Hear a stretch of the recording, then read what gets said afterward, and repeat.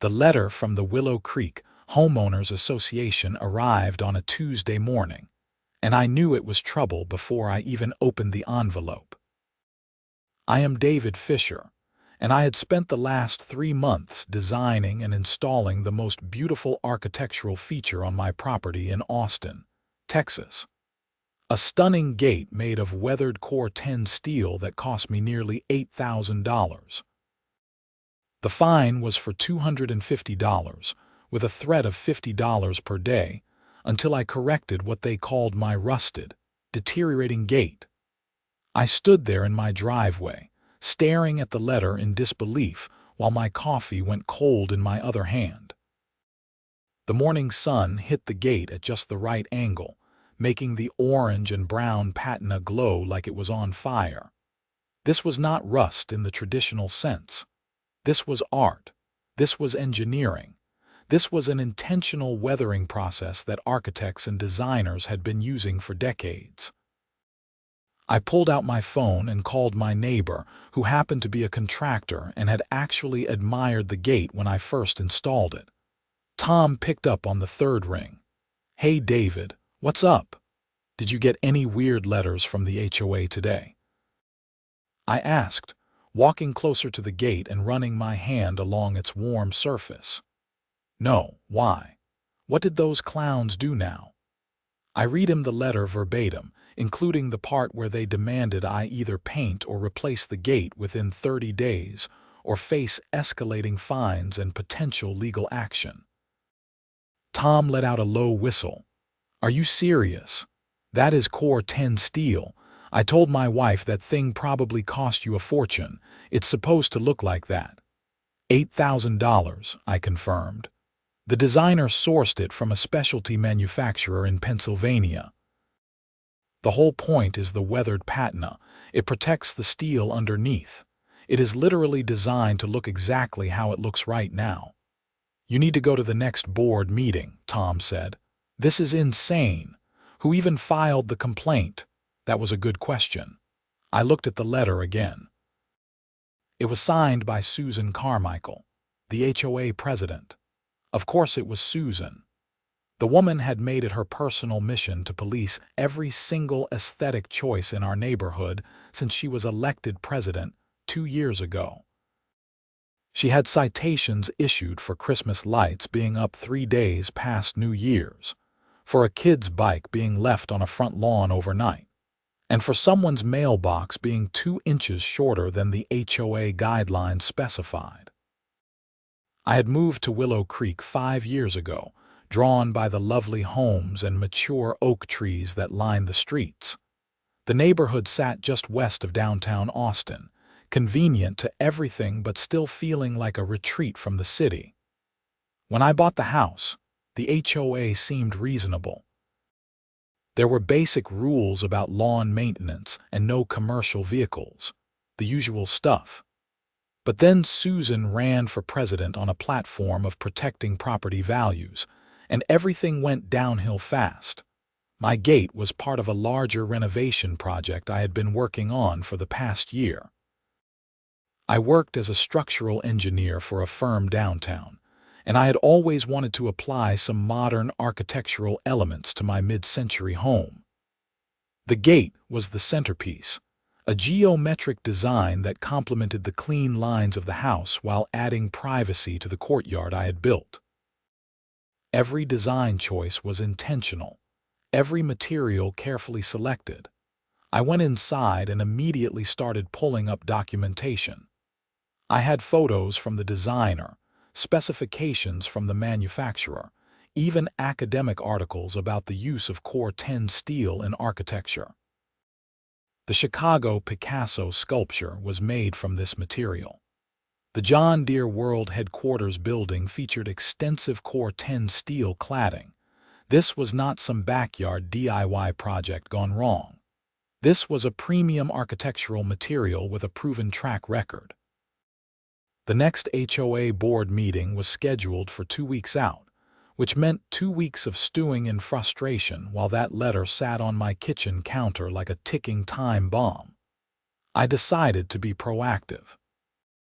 I drafted a detailed response letter, including photos, material specifications, and information about the architectural significance of Cor Ten steel. I explained the weathering process, how the patina actually protected the steel from corrosion, and why this was a desirable and expensive aesthetic choice, not a maintenance failure. I emailed the letter to the HOA board that same afternoon, copying all 5 members. I expected at least an acknowledgement, maybe even an apology once they realized their mistake. What I got instead was radio silence for 3 days, followed by a terse email from Susan that read, "Your appeal has been received. The fine stands. Please remedy the violation before the 30-day deadline. The board will not be discussing this matter at the upcoming meeting as it is not on the agenda." That was when I knew this was going to be a fight. I called my friend Marcus, who was a real estate attorney, and asked if he had time for lunch. We met at a barbecue place on South Congress Avenue the next day, and I laid out the whole situation while we waited for our brisket. "So let me get this straight," Marcus said, wiping sauce from his hands. "You installed an expensive architectural feature made from a well-known material that's supposed to look weathered, and the HOA thinks it's just regular rust." "That is exactly what happened." "And you sent them documentation explaining all of this." "Extensive documentation. I basically wrote them a research paper." Marcus shook his head. "The problem is that HOAs have broad authority to enforce aesthetic standards. The question is whether your gate actually violates any specific rule in your CC and RTCS." "That is what I was afraid you would say." He pulled out his phone. "Send me your HOA's governing documents. I will take a look tonight. If they are being unreasonable and there is not a specific rule you are violating, you might have grounds to push back. But I have to warn you, these fights can get expensive and time-consuming. More expensive than $50 a day in fines." Fair point. That evening, I dug out all my HOA paperwork from the filing cabinet where it had been gathering dust for years. The covenants, conditions, and restrictions document was 73 pages long. I started reading through it with a highlighter, looking for anything about gates, fencing, or exterior finishes. The rules were surprisingly vague. There were provisions about maintaining properties in good condition, keeping structures free from damage and deterioration, and ensuring that exterior modifications were in keeping with the overall aesthetic character of the neighborhood. Nothing specifically banned weathered steel. Nothing required all metals to be painted. I took photos of the relevant sections and texted them to Marcus. Within an hour, he called me back. "I think you have a case," he said without preamble. "The rules talk about deterioration and damage, but your gate is not deteriorating. The weathering is intentional and protective. They would have to prove that your gate violates the specific standards, and I do not think they can do that. So what do I do? Go to that board meeting. Bring all your documentation. Request that they put your appeal on the agenda. If they refuse, you might need to take more formal legal action, but let's try the reasonable approach first." The next 2 weeks dragged by slowly. I found myself staring at the gate every morning, appreciating its beauty and getting more frustrated about the situation. The weathered patina had taken months to develop properly, cycling through stages of orange and purple before settling into the rich, stable brown color that now covered the entire surface. It was doing exactly what it was supposed to do. I did my research on Susan Carmichael during those weeks.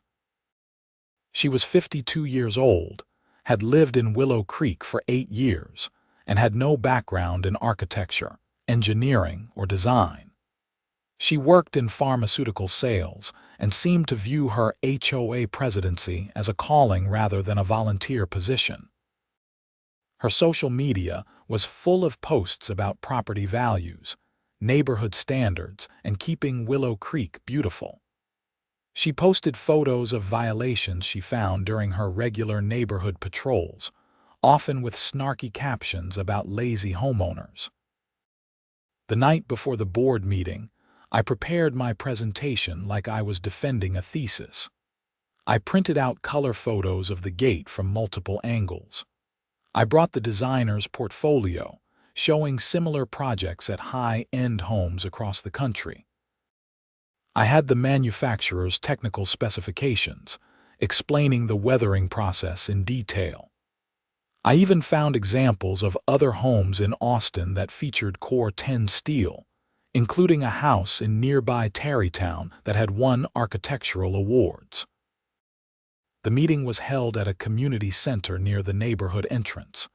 I arrived 15 minutes early and was surprised to see Tom and several other neighbors already there. Tom waved me over. "We heard about your situation," he said. "A few of us wanted to show support." "Susan is getting out of control." I recognized the others from neighborhood gatherings. There was Patricia, who lived 2 streets over, and Jim and Karen, a retired couple from the corner lot. They all had stories about ridiculous HOA citations.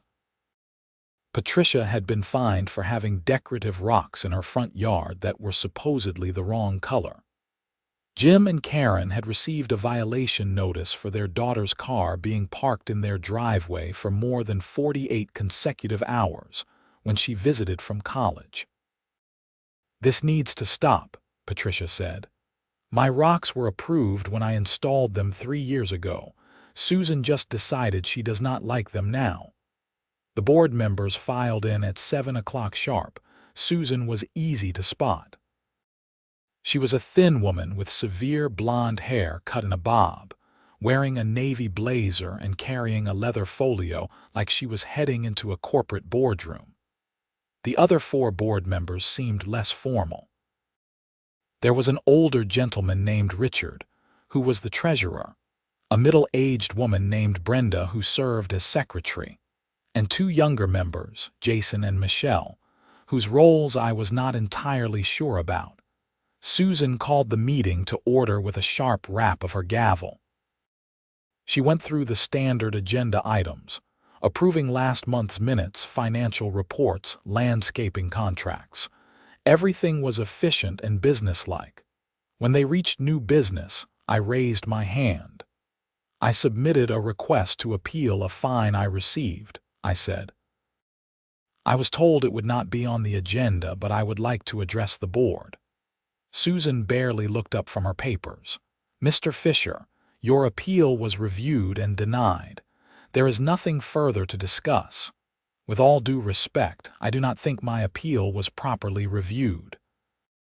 I provided extensive documentation that was apparently not considered. "The board considered all relevant information," Susan said, her tone dismissive. "Your gate is rusty and in violation of our standards. The fine stands. May I at least present my information to the full board?" "I think there has been a misunderstanding about the material." Susan sighed dramatically. "You have 3 minutes." I stood up and walked to the front of the room, spreading my materials on the table where everyone could see them. I started with a photo of the gate, then quickly moved to the technical specifications. This gate is made from Cor Ten steel, also called weathering steel. It is a specialty material that forms a stable rust-like patina that actually protects the underlying steel from corrosion. This weathering process is intentional and desirable. The material is used in major architectural projects around the world and is highly valued for its aesthetic qualities and durability. Richard, the treasurer, leaned forward to look at the photos. "How much did this cost?" "Just under $8,000 for the gate itself, plus installation." I heard murmurs from the other board members. Michelle picked up one of the specification sheets and started reading it. Susan, however, looked unmoved. "That is very interesting, Mr. Fischer, but it does not change the fact that your gate looks rusty. Willow Creek has standards about property maintenance and appearance. Your gate gives the impression of deterioration, which reflects poorly on the neighborhood. But it is not deteriorating, I said, trying to keep my frustration in check. That is the entire point. This patina is protective. It is stable. The gate will look essentially the same 50 years from now as it does today. Unlike painted steel, which would need regular maintenance and repainting, this requires no upkeep. Tom stood up from the audience. I am a contractor and I can confirm everything David is saying. Cor Ten steel is a premium material. His gate probably adds value to his property and the neighborhood. Susan shot Tom a sharp look. This is not an open forum. Mr. Fischer's time is up. The board will take his information under advisement, but the fine remains in effect pending our final decision. When will that decision be made? I asked. Within 30 days per our procedures. The 30 days I have to fix the supposed violation, correct? I could not believe what I was hearing. They were going to run out the clock while daily fines accumulated. Patricia stood up and started to say something, but Susan gavelled her down. If there is no other new business, this meeting is adjourned. I gathered my materials in frustration while the other neighbors came over to express their support. Tom clapped me on the shoulder. That was completely unreasonable, he said. She did not even look at your evidence. She does not care, Patricia added. She just wants to prove she is in charge. I drove home feeling defeated but also increasingly determined. This was not just about the fine anymore. It was about an abuse of power and a fundamental misunderstanding of what the HOA was supposed to do. These associations existed to maintain property values and community standards, not to enable petty tyrants to impose their personal aesthetic preferences on everyone else. The next morning I called Marcus and told him what happened. He was quiet for a moment after I finished. Okay, so we are past the reasonable approach. I think you need to hire me formally. I will draft a legal response to the HOA, explaining why the fine is inappropriate and why your gate does not violate any specific provision of the CC and Articles. We will give them one more chance to back down before we file suit.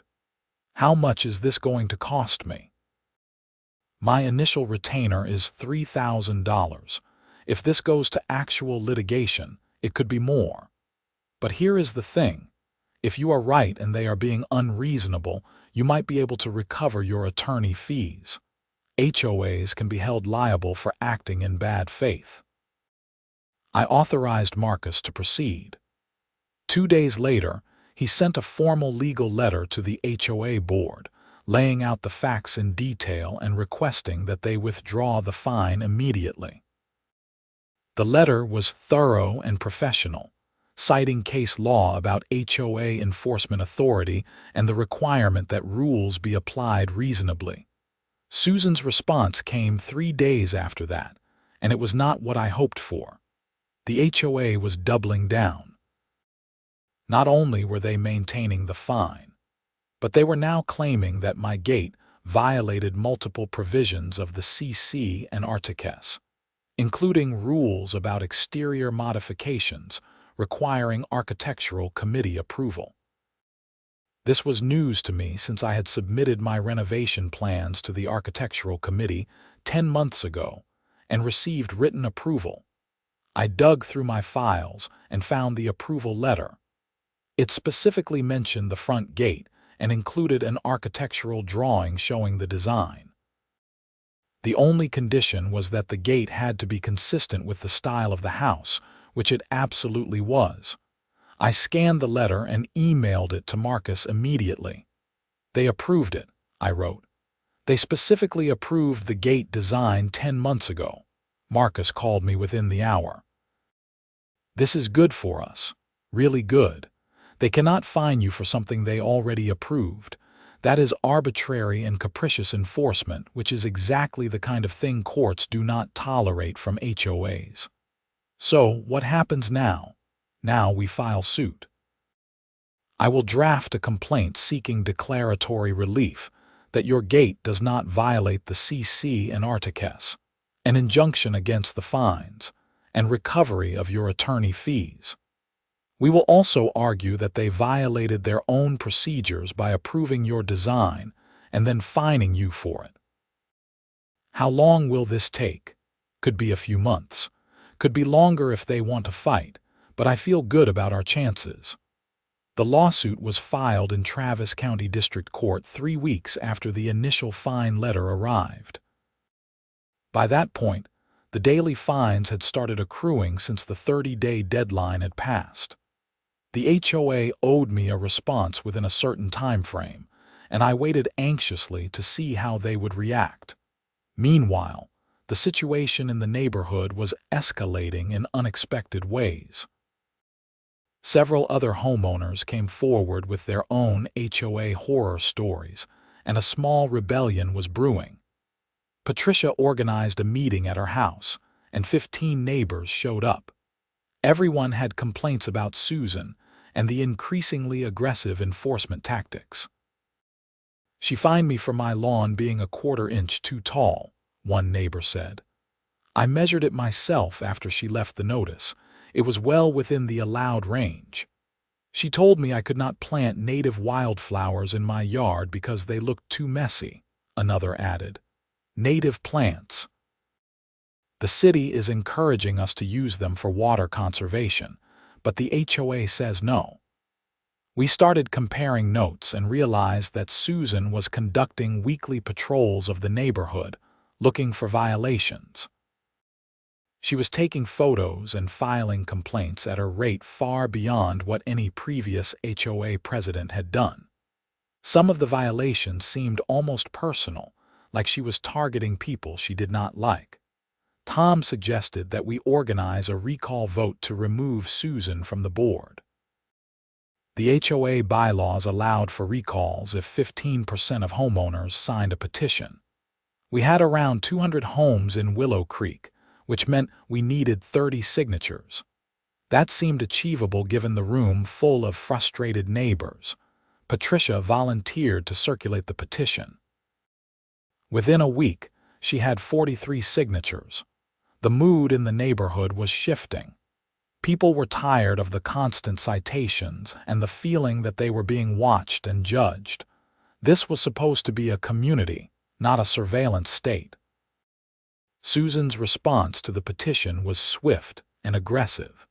She sent out a mass email to all homeowners, claiming that a small group of malcontents was trying to undermine the HOA and put property values at risk. She framed herself as the defender of neighborhood standards against people who wanted to turn Willow Creek into a free-for-all with no rules. The email worked on some people. I started getting cold stares from certain neighbors who apparently bought into Susan's narrative. One woman who lived on my street actually crossed to the other side when she saw me coming. The neighborhood was dividing into factions, and it was incredibly uncomfortable. The HOA's response to my lawsuit arrived about 6 weeks after we filed. They had hired a law firm that specialized in representing HOAs, and their answer was aggressive. They denied that my gate was architecturally appropriate. They claimed that the architectural committee approval was contingent on the gate being properly maintained, which in their interpretation meant preventing rust. They argued that they had the authority to interpret their own rules and that courts should defer to their judgment. Marcus read through the response and shook his head. "This is weak. They are making stuff up. The approval letter said nothing about rust or maintenance requirements, but they are going to fight this, which means we are looking at discovery, depositions, maybe even a trial. I cannot believe this is happening over a gate." "It is not really about the gate anymore," Marcus said. "It is about power and control. Susan cannot back down now without looking like she was wrong from the start." The discovery process was tedious and invasive. The HOA's lawyers requested years of my emails, photos of my property, financial records related to the renovation, and depositions of both me and my designer. I spent hours answering questions about my gate choices, the weathering process, and my interpretation of the HOA rules. The whole thing felt surreal, but discovery cut both ways. Marcus subpoenaed HOA records, including all architectural committee approvals from the past 5 years, all violation notices issued during Susan's tenure, and emails between board members about my gate. What we found was illuminating and deeply troubling. The emails showed that Susan had decided to target my gate before she even filed the violation. One email to another board member read, "David Fischer's rusty gate is an eyesore. I do not care what fancy name he has for the material. It looks terrible, and we need to make him fix it." Another email discussed strategy for justifying the fine after the fact, including possibly reinterpreting the architectural committee approval. Even more damning, we found evidence that Susan had systematically targeted certain homeowners while ignoring similar violations by others. One of her friends had a fence that was 2 feet taller than allowed, but there was no violation notice. Another board member had non-approved exterior modifications, also ignored. The enforcement was selective and arbitrary, exactly what the law prohibited. Marcus was thrilled when he saw the emails. "This is exactly what we need. This shows bad faith enforcement. She targeted you specifically, and she is not applying the rules consistently. We can use this." The recall vote was scheduled for the same week as our summary judgment hearing. The timing was coincidental but dramatic. The neighborhood was buzzing with tension. Susan sent out 3 more emails defending her record and attacking the recall organizers. She claimed that removing her would lead to chaos and declining property values. She positioned herself as the only thing standing between Willow Creek and complete disorder. The recall meeting was held on a Thursday evening at the same community center where the board meetings happened. The room was packed. I had never seen this many neighbors in one place before. The moderator was a neutral party from a professional HOA management company, brought in specifically to oversee the vote. Susan stood at the front of the room and gave an impassioned speech about her dedication to the neighborhood, her volunteer service, and her vision for Willow Creek. She was a skilled speaker. I had to give her that. She made it sound like she was a martyr being persecuted for caring too much. Then, Patricia stood up to present the case for removal. She was calm and factual, presenting a timeline of increasingly aggressive enforcement actions, the complaints from multiple homeowners, and the divisive atmosphere Susan had created. She emphasized that the issue was not about having no rules but about reasonable, consistent enforcement that brought the community together rather than tearing it apart. "I have lived here for 12 years, Patricia said. "I have served on committees. I have volunteered for neighborhood events. I want Willow Creek to be beautiful and well-maintained. But I also want it to be a place where people feel welcome, where reasonable disagreements can be resolved without legal threats, and where the HOA serves the community rather than terrorizing it." The vote was by secret ballot. The moderator collected and counted the votes while we all waited in tense silence. It felt like an election night, watching the moderator make marks on his tally sheet. Finally, he stood up and announced the results. By a vote of 118 to 62, with 12 abstentions, the recall of Susan Carmichael as HOA president is approved.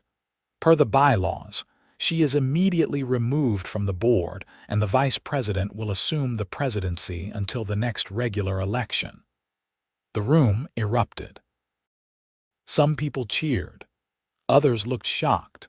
Susan stood frozen at the front of the room, her face pale. Then she grabbed her things and walked out without saying a word, her heels clicking sharply on the floor. Richard, the treasurer who was now acting president, stood up and tried to restore order. Thank you all for participating in this process. The board will meet this weekend to discuss transition plans and to address concerns that have been raised. We want to work with the community to make sure everyone feels heard. I felt a wave of relief wash over me. Maybe this meant the lawsuit could be resolved. Maybe reason would prevail. The summary judgment hearing was 3 days later. Marcus and I sat at a table in the courtroom, facing the HOA's attorneys across the aisle. The judge was a no-nonsense woman in her 60s named Judge Melissa Hartwell, who had a reputation for cutting through nonsense quickly. Marcus presented our case, walking the judge through the timeline. He showed the architectural approval, the material specifications for the Cor Ten steel, the photos demonstrating that the gate was exactly as designed and approved. He presented the emails showing Susan's bias and selective enforcement. He argued that the fine was arbitrary and capricious, that it violated the HOA's own procedures, and that I was entitled to relief. The HOA's attorney argued that the board had broad discretion to interpret and enforce the CC and Articles, that my gate's appearance was subject to ongoing review even after initial approval, and that the courts should defer to the HOA's aesthetic judgments. Judge Hartwell listened patiently, asking pointed questions of both sides. When the arguments concluded, she took less than 5 minutes to issue her ruling from the bench. I have reviewed the materials submitted by both parties, and I find that the Homeowners Association acted unreasonably in this case. The gate was approved by the Architectural Committee after proper submission and review. The material is a recognized architectural element, not a maintenance failure.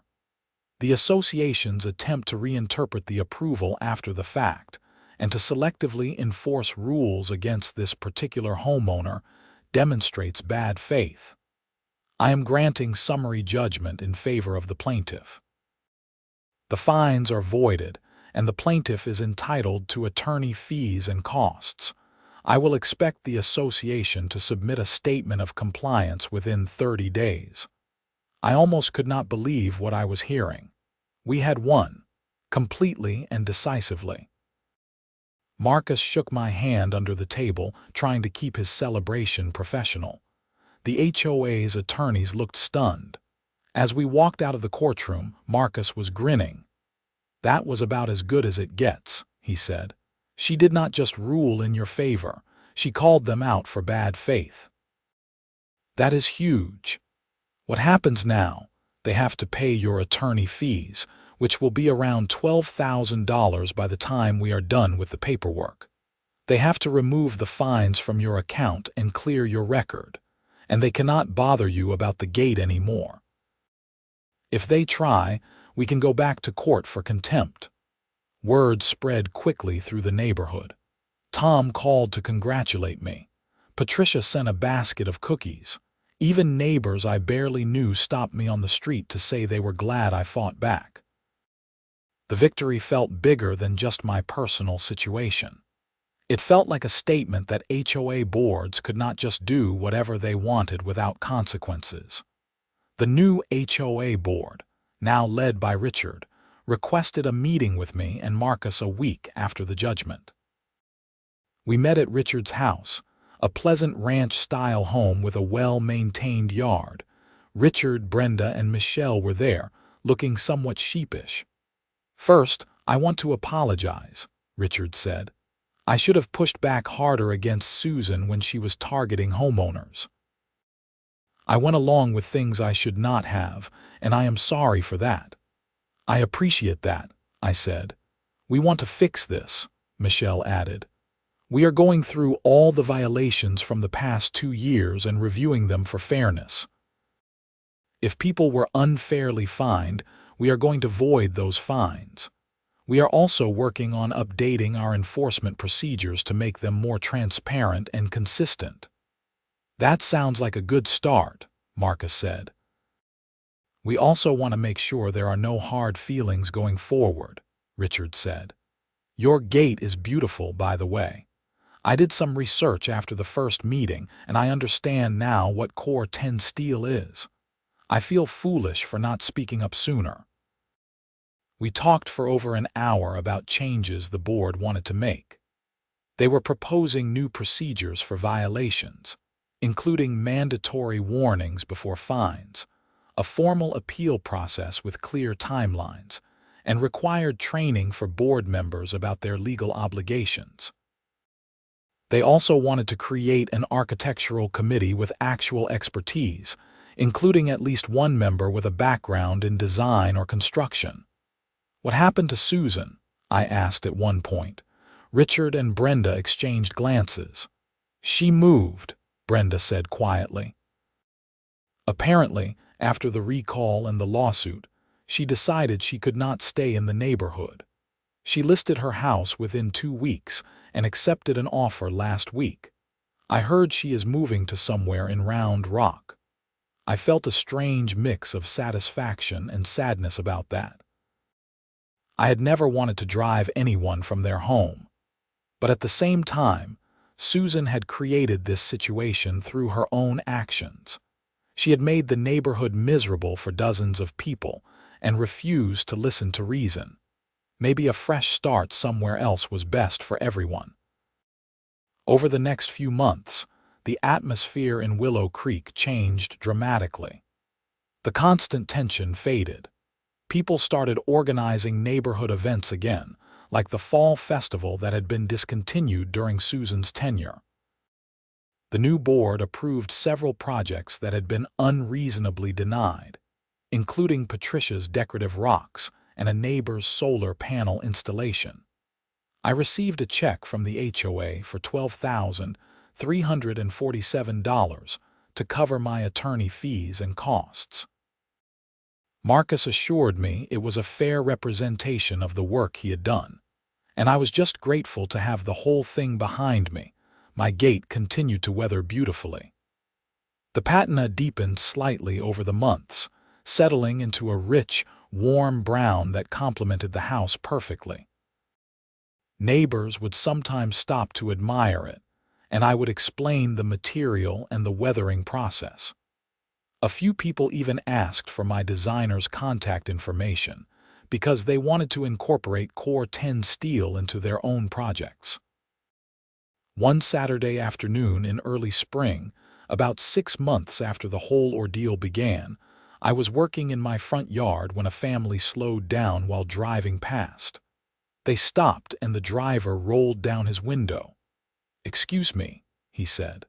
"My wife and I are looking at houses in this neighborhood." Is this a good community? I thought about the question for a moment. 6 months ago, I would have said no without hesitation, but things had changed so much since then. It is a great community, I told him honestly. We went through some growing pains recently, but the people here really care about the neighborhood. The HOA is actually functional now, and folks look out for each other. That is good to hear, his wife said from the passenger seat. We were worried about the HOA. We have heard horror stories. I was part of one of those horror stories, I said with a laugh. But it got resolved. Sometimes communities need to go through difficult periods to get to a better place. They thanked me and drove on, and I went back to my gardening. Tom came over later with a couple of beers, and we sat on my patio enjoying the warm afternoon. "You know, you really changed things around here," Tom said. "I do not think people realize how bad it was getting until you fought back. I just wanted my gate to be left alone." "Yeah, but you did not back down when it would have been easier to just repaint the thing. You stood up for what was right, and you made the board accountable. That matters." I looked at the gate, standing strong and beautiful against the setting sun.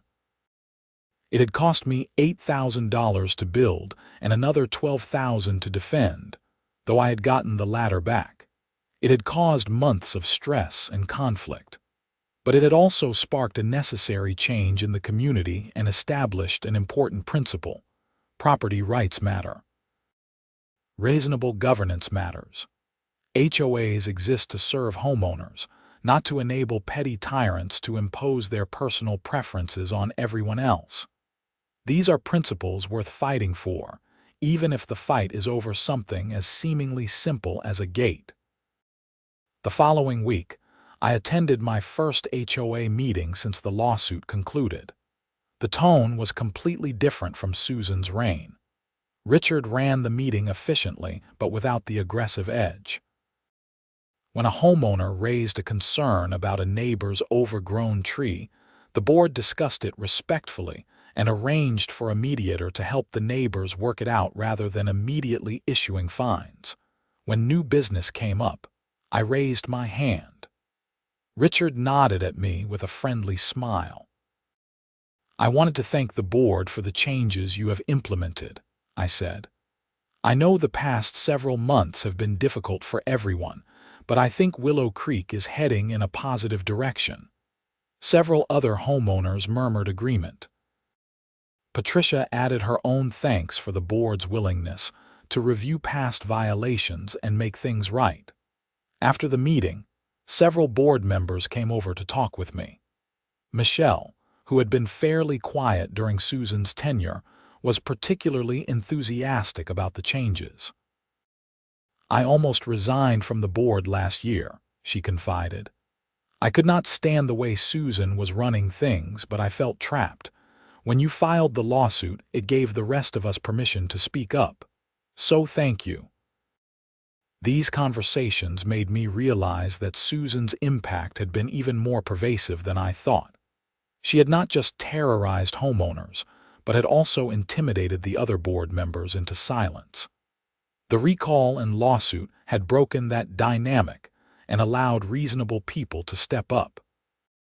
The architectural committee was reconstituted with new members, including Tom because of his construction background.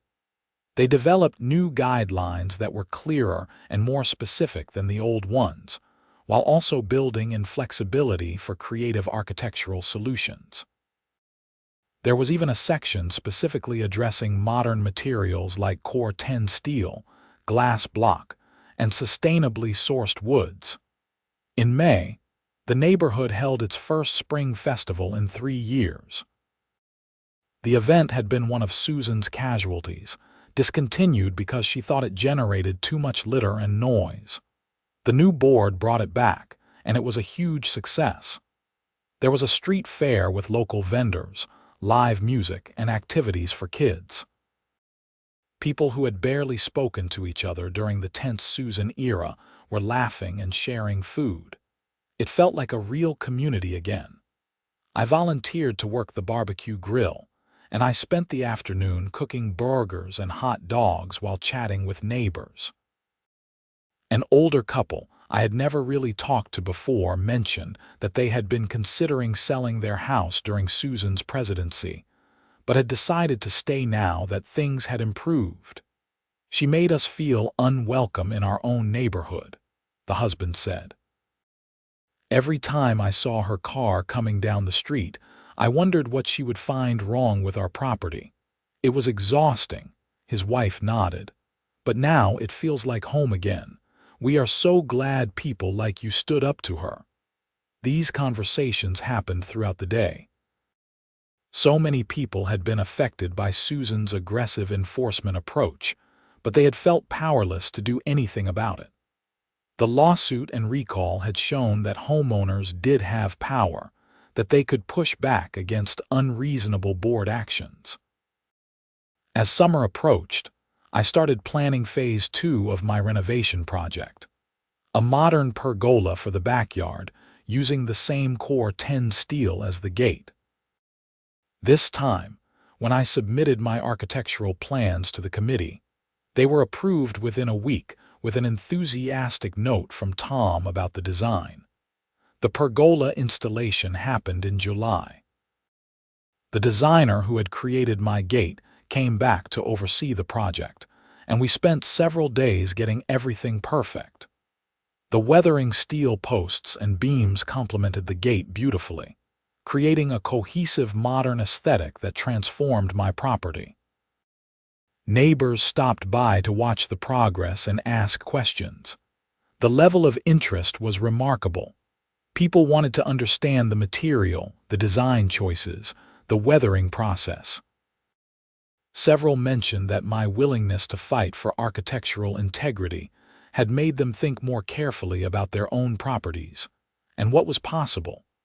One neighbor, an architect named Diana who lived 3 streets over, stopped by with her portfolio. She had been planning a renovation of her own home but had shelved it during Susan's tenure, worried about dealing with the HOA. "I want to do something bold," she said, showing me drawings of a striking addition that would transform her ranch house into something special. But I was afraid. "After what you went through, I thought it was not worth the risk." "What changed your mind?" I asked. "You won," she said simply. "You proved that good design matters, that we do not have to accept cookie-cutter mediocrity just because an HOA board does not understand modern architecture. I am submitting my plans next week." Her enthusiasm was infectious. Over the following months, several other homeowners undertook thoughtful renovation projects that added character and value to their properties. The neighborhood was evolving, becoming more architecturally diverse while still maintaining coherence. It was what a healthy community should look like. In October, almost exactly 1 year after I received that first violation notice, I was invited to speak on a panel at a local homeowner advocacy group. The organization worked to educate people about HOA rights and responsibilities, and they wanted me to share my experience. The event was held at a library in central Austin, and I was surprised by the turnout. There were over 100 people in the audience, many with their own HOA horror stories. I walked through my timeline, from the initial fine to the lawsuit to the recall to the final judgment. I emphasized the importance of documentation, knowing your rights, and being willing to stand firm when you are right. During the question and answer session, a woman raised her hand and asked how I had found the courage to fight back when it would have been easier to just give in. I thought about her question carefully before answering. "It was not really courage," I said. "It was more about principle. I had done everything right. I had gotten approval. I had used high-quality materials. I had created something beautiful. And someone with no expertise or understanding decided to punish me for it. That was not just wrong for me, but wrong for everyone in the community. If I had backed down, it would have sent a message that the board could do whatever they wanted, and nobody would challenge them. Sometimes you have to fight, not because you want to, but because it is necessary." The audience applauded, and several people came up afterward to thank me for sharing my story and to ask for Marcus's contact information. Apparently, there were a lot of HOA battles brewing around Austin. As the year drew to a close, I reflected on everything that had happened. What started as a simple disagreement about a gate had spiraled into a neighborhood upheaval, a legal battle, and ultimately a positive transformation of the entire community. It had been stressful and expensive and time-consuming, but it had also been worth it. My property value had actually increased despite the HOA's initial concerns. The appraiser who came out for a refinance I was doing specifically noted the gate and pergola as high-value architectural features that distinguished my home from comparable properties in the area. The Cor Ten steel, which Susan had called an eyesore, was now listed as a major selling point. The neighborhood as a whole seemed happier and healthier. The new board was functional without being oppressive. People were taking pride in their properties while also feeling secure that they would not be unfairly targeted for minor issues. The community events that had been discontinued were back and better attended than ever. In December, I received a holiday card from Patricia that included a photo of her front yard with those decorative rocks that had caused her so much trouble. The card read, "Thank you for reminding us that communities thrive when people stand up for what is right. Wishing you joy this season and always." I put the card on my mantle next to others from neighbors and friends. Looking at it, I thought about how strange life could be. A year ago, I had been angry and stressed, facing mounting fines and legal threats over a gate. Now, I was part of a reinvigorated community with stronger protections for all homeowners and a beautiful property that I was proud of. The gate stood as a reminder of all of it. Every time I drove through it, coming home after work or heading out on weekends, I appreciated not just its aesthetic beauty but what it represented. It was a symbol of standing firm in the face of unreasonable authority. It was a reminder that expensive does not always mean fancy, and that modern materials can create beauty through natural processes. It was proof that sometimes fighting back against injustice, even over something as seemingly small as a gate, can lead to changes that benefit everyone. On a cold January morning, I stood in my driveway with my coffee, looking at the gate as I had done so many times before. The low winter sun hit the weathered steel at an angle that made the surface come alive with subtle variations in color and texture. It was art. It was engineering. It was worth every penny I had spent and every ounce of effort I had put into defending it. Tom pulled up in his truck and rolled down the window. "Still admiring your handiwork." "Every day," I said, "as you should. That thing is beautiful."